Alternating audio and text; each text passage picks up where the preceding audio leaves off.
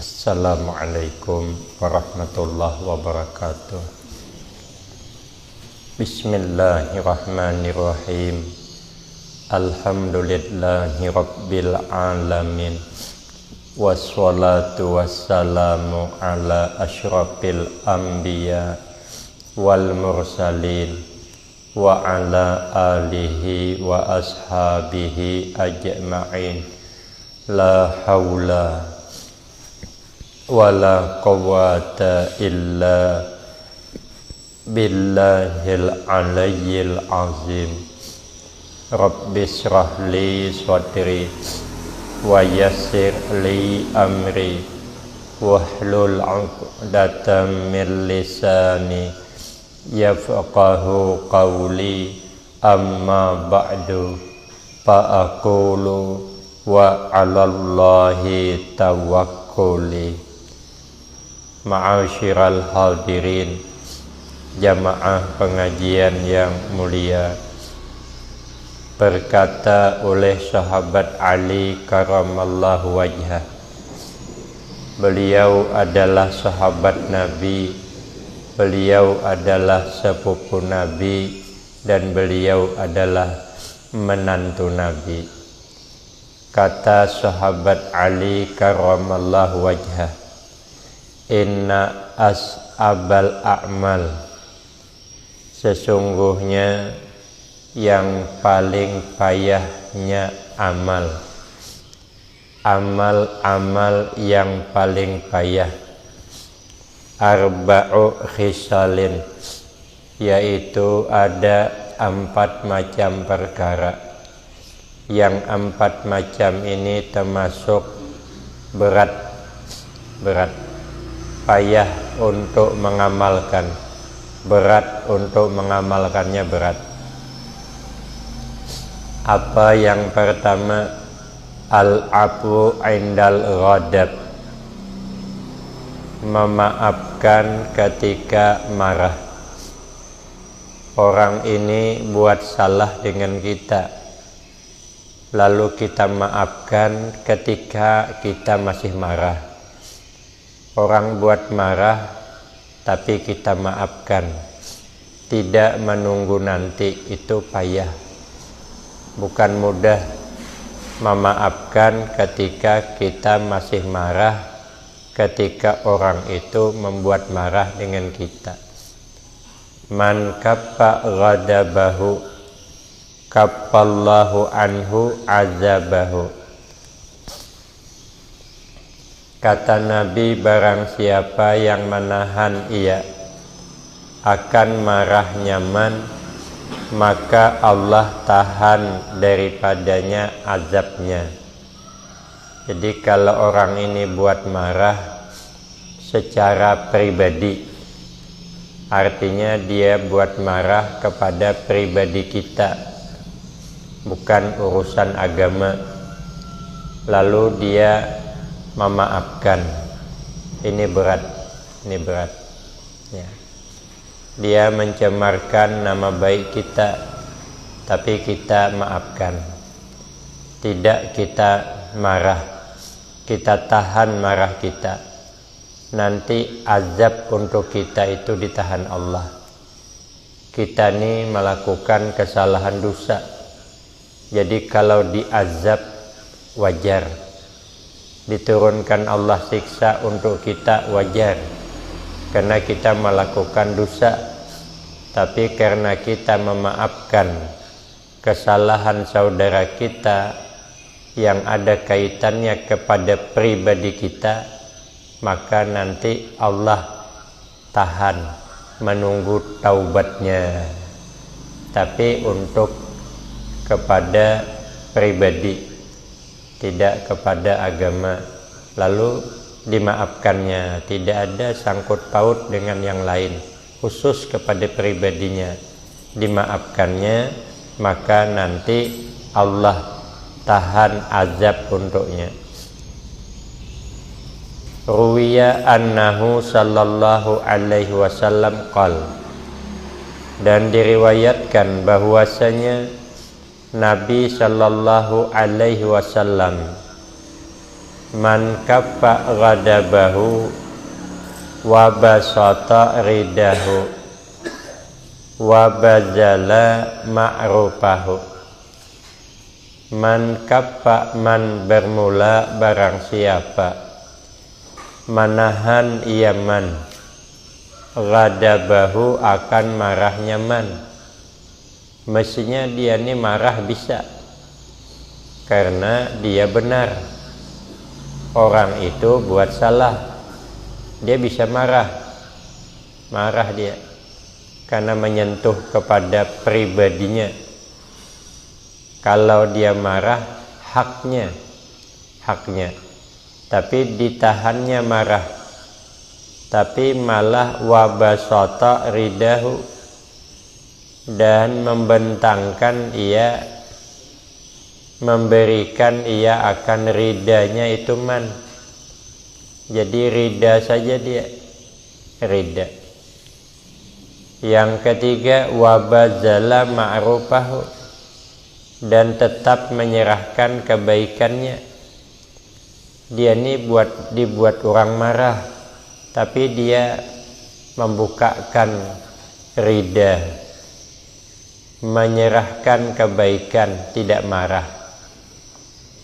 Seperti saya cerita kemarin, ada guru di kampung itu diundang malam oleh tetangganya, diundang tetangga sebelah kampung. Datang itu guru datang. Sekali datang, sudah sampai di rumahnya tidak ada orang.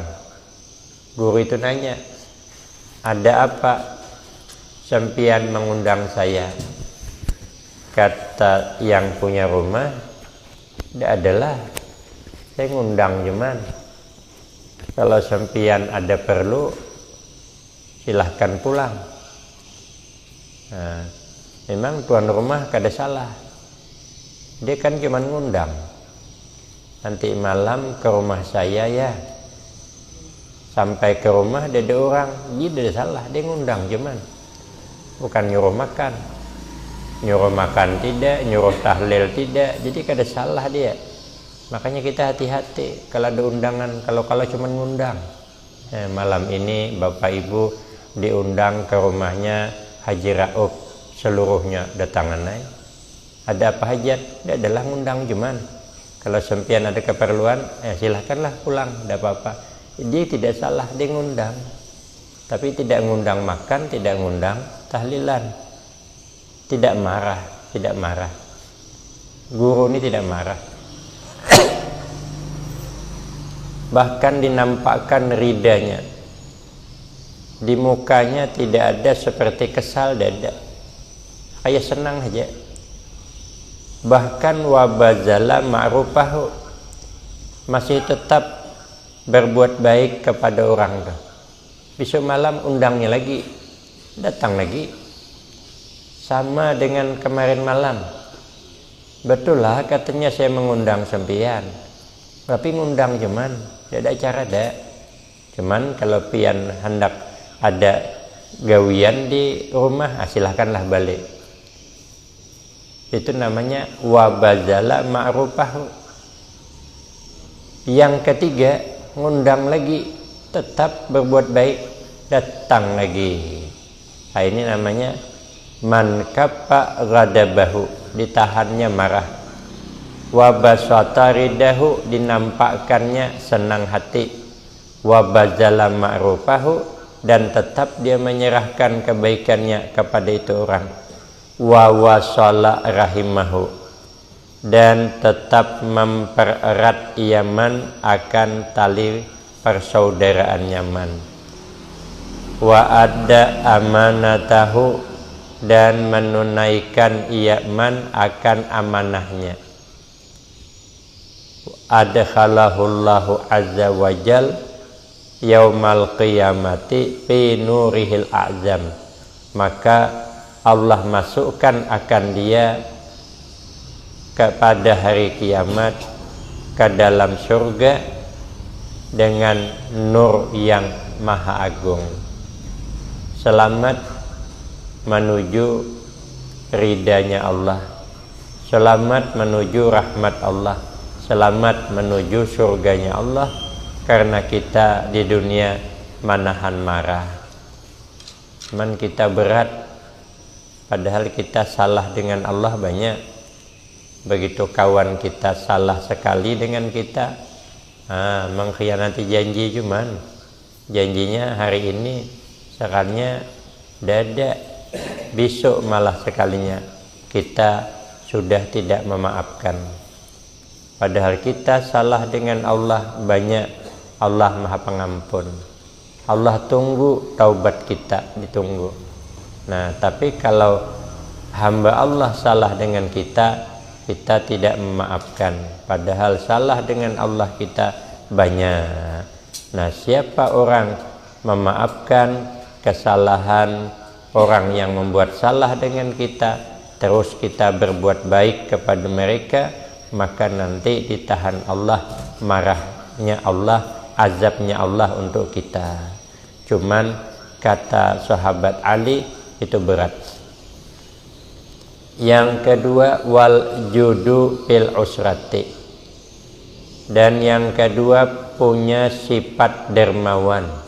Jud itu katanya di atas sakha, di atas sakha. Artinya sama, pemurah. Wal jud, pemurah juga. Sama dengan bakhil. Bakhil itu bukhlun, bakhil, pelit. Suhun, pelit juga.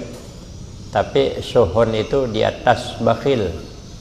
Kalau bukhlun, pelitnya kepada orang. Tapi kalau suhun, untuk dirinya pun pelit. Duit banyak, makan ikan asin masih dengan terasi, karena sayang dengan duit. Kalau sudah duit tuh jadi merah, duit 100, payah ndak jadi hijau lagi.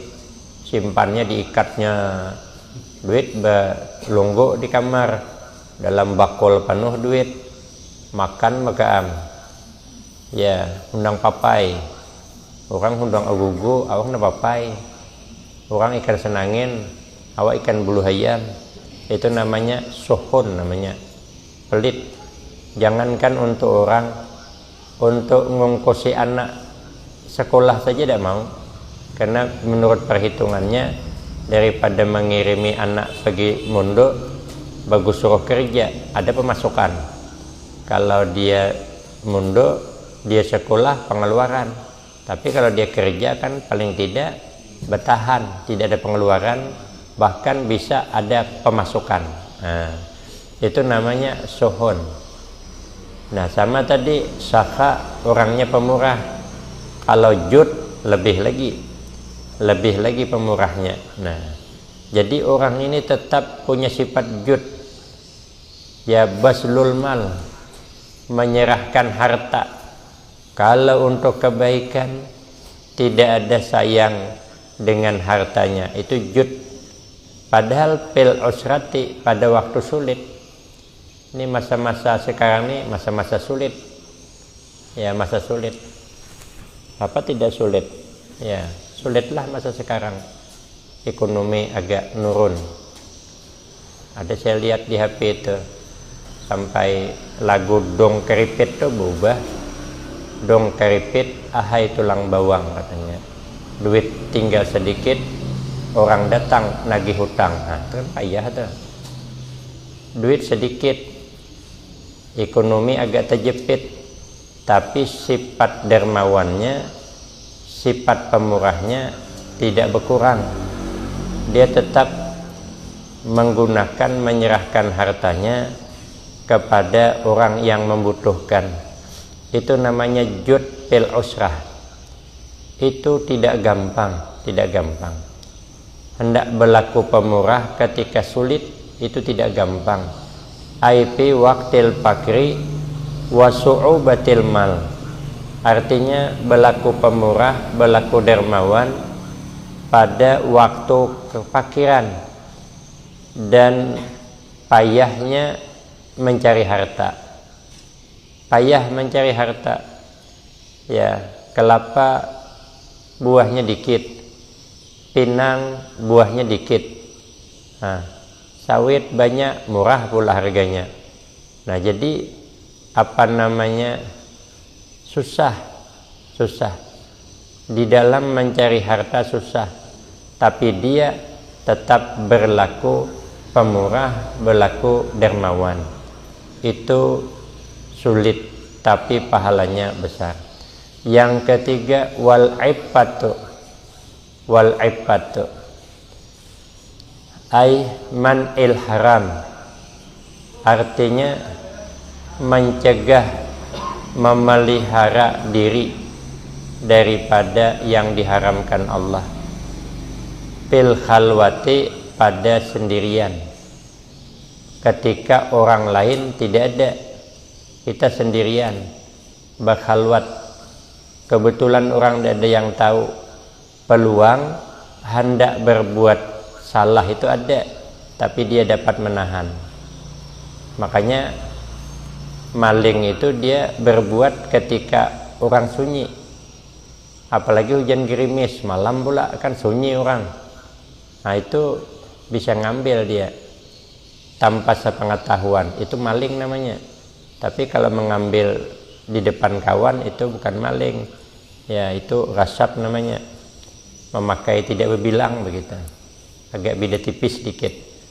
Nah cuman dia walaupun di waktu sunyi orang tidak tahu, tapi dia dapat memelihara dirinya. Ini kalau diambilnya bisa, tapi dia tidak mau mengambil, itu berat. Fi waktil impirat aninas, artinya waktu sendirian daripada orang banyak. Orang tidak ada yang tahu, orang tidak ada yang melihat. Kalau kita masih dapat memelihara diri daripada mengerjakan yang haram, nah itu berat tuh. Kalau di tengah orang kita bisalah melihara diri, ya karena kita malu. Tapi ketika orang tidak ada, masih ada bisa memelihara dirinya dari perbuatan yang diharamkan Allah. Nah itu berat, tugas itu berat. Yang keempat, wa qaulul haq, artinya bercakap yang benar. Liman yakhafuhu, kepada orang yang takut ia akan itu orang. Kita takut dengan seseorang ini, tapi kita tetap berkata yang hak. Berani tidak? Qulil haq walau kana murran, cakaplah kata Nabi yang hak, yang benar, sekalipun itu pahit akibatnya dan dirasa terasa pahit sekalipun. Kalau itu benar, katakan. Itu adalah kata sahabat Ali, perbuatan berat kalau berkata yang hak kepada orang yang kita takuti, au yarjuhu, atau kita mengharap kepadanya akan pemberiannya. Kita mengharap kebaikannya, tidak berani kita bercakap sembarangan, tidak berani. Bercakap yang hak, tidak berani. Kenapa? Karena kita berhajat kepada dia. Itu berat. Berkata yang hak kepada yang kita takuti. Kalau kita tidak takut, nah wajarlah kita berkata yang hak. Tapi kalau kita takut dengan orang itu, tapi masih berkata yang hak. Imam Ahmad bin Hambal begitu. Imam Ahmad bin Hambal itu disuruh mengakui sesuatu yang tidak benar. Lalu sahabat Ahmad bin Hambal tidak mau. Dia disuruh mengakui Al-Quran itu baru, tidak mau. Karena isi Al-Quran itu qadim, tidak mau. Akhirnya Imam Ahmad bin Hambal dimasukkan ke dalam penjara karena berkata yang hak tadi. Dan masukkan ke penjara, disuruh mengakui Al-Quran itu baru, tapi tidak mau. Dipukul oleh penjaga kena baju jubahnya. Lalu Imam Syafi'i sakit. Imam Syafi'i ini gurunya Imam Ahmad bin Hambal. Sakit dia. Dikirim utusan minta pinjamkan baju jubahnya yang dipakai ketika dipenjara untuk dibawa ke Imam Syafi'i, dipinjamkan, bawa ke Imam Syafi'i, direndam, bajunya direndam, airnya dimandikan oleh beliau, sembuh sakitnya, bajunya berkeramat karena beliau ikhlas dan berkata yang hak, tidak mau mengatakan Al-Quran itu baharu. Nah, ini namanya qaulul haq liman yakhafuhu. Kemudian tersebut di dalam kitab Zabur, auhallahu ta'ala ila Daud, mewahyukan oleh Allah Ta'ala kepada Nabi Daud, innal aqila al-hakima, sesungguhnya orang yang berakal, al-hakima ay kamilal ilmi, artinya yang sempurna ilmunya, yang bijaksana. Orang yang berakal, yang bijaksana itu la yakhlu min arba'i sa'atin, tidak sunyi ia orang yang berakal daripada 4 masa, 4 macam saat. Jadi orang berakal ciri-cirinya ada yang 4 nih, ada. Berarti kalau yang 4 nih kededa, dibalik mafhum mukhalafahnya berarti kada berakal begitu.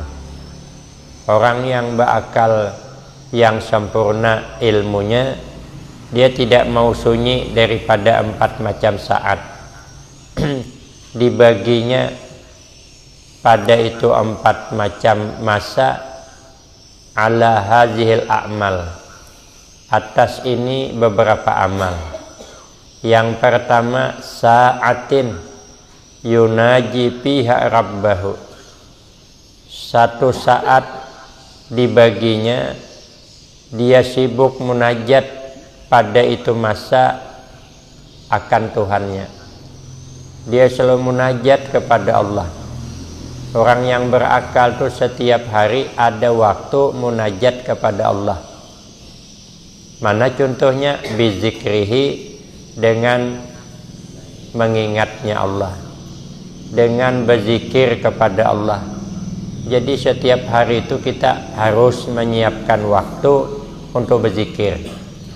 Makanya orang tarikah itu setiap habis sembahyang 5 waktu mesti ada zikirnya.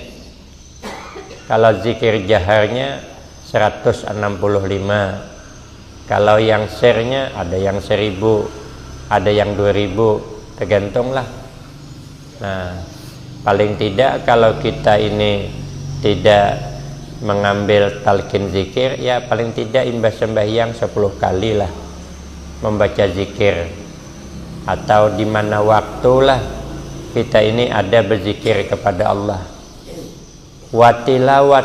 Watilawati kalamihi, munajat kepada Allah itu dengan cara membaca kalamnya Allah. Makanya ayah sering pesan kita ini usahakan setiap hari ada membaca Al-Quran. Terserahlah kapan waktunya.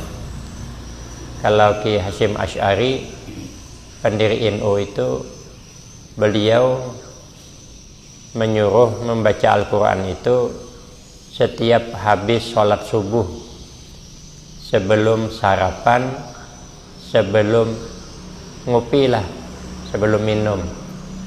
Nah, kalau kita tidak sempat baca Al-Qurannya, baca yang hafal saja. Qul huwallah kah diulang-ulang 3 kali, karena tidak sempat, karena kita keburu mau ngopi umpama keperit 1, keperit 3 kah. Ini kalau balik mengambil Al-Quran habis gambung panas, dahlah baca qul huwallah aja lah, baca qul huwallahu ahad sampai habis diulang-ulang 3 kali. Itu apa namanya, bahagian dari Al-Quran. Bahkan membaca qul huwallahu ahad 3 kali itu pahalanya mengimbangi khatam Al-Quran sekali, pahalanya cuman, tapi tidak menggugurkan kesunahan membaca Al-Quran. Nah, ada yang bilang, ada orang mengamalkan asal imbah sembahyang subuh baca Al-Quran sebelum sarapan, asal habis salat subuh baca Al-Quran sebelum sarapan. Dia tidak mau sarapan kalau belum baca Al-Quran. Ternyata katanya rezekinya murah. Rupanya bahagian amalan supaya rezeki murah, ternyata rupanya baca Al-Quran antara lain. Jadi saya kalau ditanya orang, Ustadz katanya minta amalan supaya murah rezeki, saya jawab itulah, amalkan Al-Quran habis salat subuh menjelang sarapan, insya Allah rezekinya murah. Kalau ditanyanya lagi, Ustadz katanya minta pelaris dagang supaya berdagang laris, saya bilang jual yang agak murah dari orang. Nah, kalau orang jual beruti 25 sebatang, bantaikan 10.000, nah, dijaminlah laris. Aduh Ustadz katanya itu tidak ada untung. Lah kan kita tidak bicara untung, kan yang penting laris. Kalau tidak laris yang murah lah. Kalau tidak untung baca Al-Quran. Karena kalau membaca Al-Quran itu mesti untung, mesti bahagia. Kata Nabi, apa namanya, in aradtum aisas su'ada wa mautas syuhada wan najata yaumal hasri wa zilla yaumal hari wal huda minad dolalah padawimu qiraatal Qur'an fa innahu kalamur rahman wa hisnun hasin minasyaitan wa rujhan alal mizan au kama qala Rasulullah sallallahu alaihi wasallam. Kata Nabi, apabila kamu hendak hidup bahagia, hendak hidup untung. Kalau hidup ini hendak untung, hidup ini hendak bahagia, hendak bahagia. Semua kita hidup hendak untung dunia akhirat. Mati syahid, untung di akhirat. Dan selamat di padang mahsyar, dan dapat naungan panasnya di padang mahsyar. Karena di padang mahsyar itu katanya kepala kita dengan matahari itu sepenjangkauan. Jadi kalau kita angkat tangan surung ke atas sampai matahari. Padahal matahari itu besar. Besarnya matahari itu katanya lebih kurang 1.300 kali lipat besarnya bumi ini. Bumi ini besar, tapi matahari lebih besar lagi. Tapi kenapa maka halus? Kalau matahari itu lebih besar daripada bumi, kenapa kecil? Karena matahari itu ditaruh Allah jauh di atas. Itu katanya jarak bumi dengan matahari itu ukurannya 1 triliun kilometer. Kada kurang kada lebih. Kalau kada caya ukur ha. Pas. Kita ini kan gampang-gampang saja gitu. Saya kada percaya ukur. Kalau hendak ngukur, iya kan je lah. Aku pun kata orang cuman juga iya kan cuman. Daripada ngukur dewe, bagus terima bersih. 1 triliun kilometer jaraknya. Itu pun kalau musim panas. Sekarang kita terasa di Tungkal ini saja sudah terasa panas. Dulu ada kan hatap yang hatap putih itu supaya terang ke dalam. Nah sekarang ini sebentar cuman masang tuh yang bagus, beli dilapis 2, tidak ada lama ada kuning tuh. Kenapa? Tergulung karena panasnya sinar matahari. Padahal 1 triliun kilometer jauhnya. Nah, bayangkan cuman 1 penjangkauan, 1 jengkal dari kepala dengan matahari. Bagaimana panasnya? Ternyata ada amalannya. Supaya selamat panasnya matahari, hidup untung. Untung apa? Untung dunia akhirat. Ternyata pada wimu qiraatil Quran. Nah, pada wimu qiraatil Quran. Maka terus meneruslah kata Nabi membaca Al-Quran. Nah, jadi tingkatan kita nih tidak bisa banyak seadanya lah. Ya, tidak bisa kita lancar nian baca Al-Quran ya di sekitar qul huwallah lah. Sekitar qul huwallah qul a'udzu birabbil falaq, qul a'udzu birabbin nas, balik ke Fatihah pulang. Nah, Fatihah kan juga bagian daripada Al-Quran, tapi bagus lagi kalau Al-Qurannya dikasih tanda, habis ini nyambung lagi, habis ini nyambung lagi, syukur-syukur setahun khatam. Kalau guru kami seminggu sekali khatam, seminggu sekali khatam. Mbah Yusuki itu begitu, seminggu sekali khatam. Beliau ngambil di musallanya Habaib dekat Habib Lutfi, Habib Ahmad, itu tak jauh dengan Habib Lutfi musallanya. Itu beliau amalannya Al-Quran. Jadi apabila imbas sembahyang subuh, salaman kuliling, bikin lingkaran kayak obat nyamuk, duduk. Nanti Habib itu pertama baca Al-Quran, terus nyambung satu juz baru selesai. Nanti zuhur begitu pula. Jadi cuman khatamannya setiap malam, setiap subuh Isnin. Aku hafal khatamannya. Jadi aku subuh Isnin itu sembahyang situ terus. Kenapa? Ada nasi bungkus. Nah, nasi bungkusnya ada. Kalau tidak nasi bungkus, roti. Dia minumannya susu asli. Susu asli yang kayak di Makkah tuh, agak belinang di atasnya. Nanti kasih secangkir surang, baru nanti pakai talam besar tuh roti, satu potong satu orang, tapi 4 jari ada tabalnya, panjang pulang tuh. Pokoknya imbah makan tuh merigak lah. Jadi parai kami macam mana lah, kada senang di situ saya. Duit sedikit cuman, saya dikirim orang tua, duit saya 25.000 juga, sebulan 25.000. Kalau Ustaz Zuhdi banyak kirimi, aku dikit cuman. Kalau Ustaz Hakim lumayan banyak. Kalau Ustaz Hasan Azhari banyak juga, 50-an. Kalau Ustaz Abdurrahman agak dikit, 40. Kalau Ustaz Suhaimi Peridua mantap lagi, bisa 60 kirimannya. Ada kawan saya dari Patah Parang 90, saya 25. Apa ada ciit dibuatnya? 25 mana cukup ya. Saya bilang sama orang tua saya, Pak, bisa tidak nambah 5.000 lagi biar cukup 30.000 satu bulan. Kata orang tua saya, kalau kau tidak sanggup 25.000 balik saja, Bapak munduk, kau yang kerja. Wah, kataku di berunding nang Tuhan. Mau dah mau paksalah saya apa adanya lah. Jadi saya kalau subuh Senin saya tidak mau ninggalkan jemaah di Masjid Habib tuh. Kenapa? Ada nasi bungkusnya. Kadang roti besar, minum sudah. Kalau minum kopi jahi setiap subuh, setiap habis sembahyang ini sudah habis sembahyang. Nanti kan salaman duduan tuh, duduan beres. Nanti keluar dari rumah beliau bawa idang kopi jahi. Ya, kalau kita minum kopi jahi itu segar mata dan mata tidur, segar badan sehat. Ya, badan sehat. Itu setiap habis sembahyang subuh mesti dikasih kopi jahe.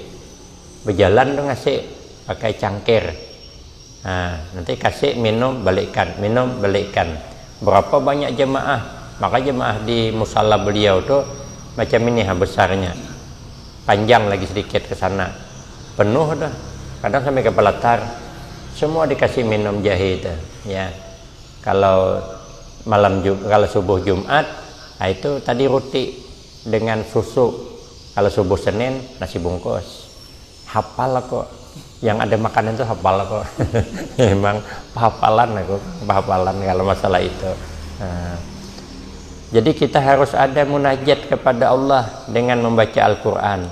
Wasa'atin yuhasibu fiha nafsahu. Kita siapkan ada masa untuk menghisap, memeriksa diri kita. Kapan perlu dicatat, jangan pemasukan duit jadi catat. Kita kadang-kadang hari ini dicatat berapa dapat, berapa pengeluaran. Nah, ini kerja kita dicatat. Ambil kertas putih. Di sini katanya menyiapkan kertas. Ya. Jadi bi ayyaktuba a'malahu, bahwasanya dia menulis akan amalnya pil karidi di kertas yang putih. Tulis di kertas putih. Nah, ini garis, ini perbuatan baik, ini kesalahan, ini istighfar. Nah, kita tulis hari ini berapa banyak kebaikan, berapa banyak kesalahan, sudahkah istighfar, sudah, tulis sudah.